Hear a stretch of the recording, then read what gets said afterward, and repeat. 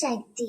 என் அன்பு தங்கமே, நீ உயிராய் நேசிக்கும் உறவு ஒன்று தானாகவே உன் இல்லத்தில் வந்து இணைய போகின்றது. உனக்கு எந்த உறவாக வேண்டுமானாலும் இருக்கலாம். நீ எந்த உயிர் மீது அதிகமான அன்பு வைத்திருக்கின்றாயோ, அவர்களை விட்டு இப்போது பிரிந்து இருக்கின்றாயோ, அவர்கள் தானாகவே உன்னிடம் வந்து சேரப்போகிறார்கள். நீ பிரிந்த நட்பாக இருக்கலாம், நீ பிரிந்த உறவாக இருக்கலாம். எதுவாக இருந்தாலும் உனக்கு உயிராக இருக்கும் அந்த ஒரு நபரை உன் இல்லத்திற்கு அம்மா நான் கொண்டு வந்து சேர்க்க போகின்றேன்.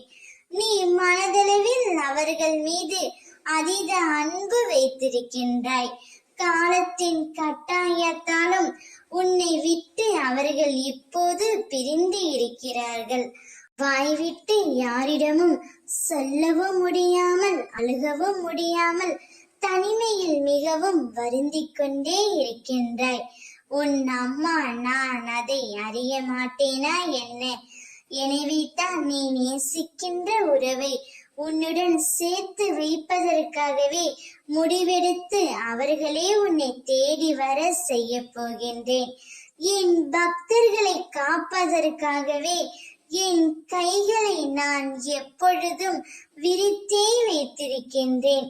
அவர்களை நோக்கி எந்த விதமான துயரத்தையும் கெடுதலையும் நெருங்க விட மாட்டேன். நான் என் குழந்தைகளை ஏமாற்றவும் மாட்டேன். என்னை நம்பியவர்களை நான் என்று கைவிடுவதே இல்லை.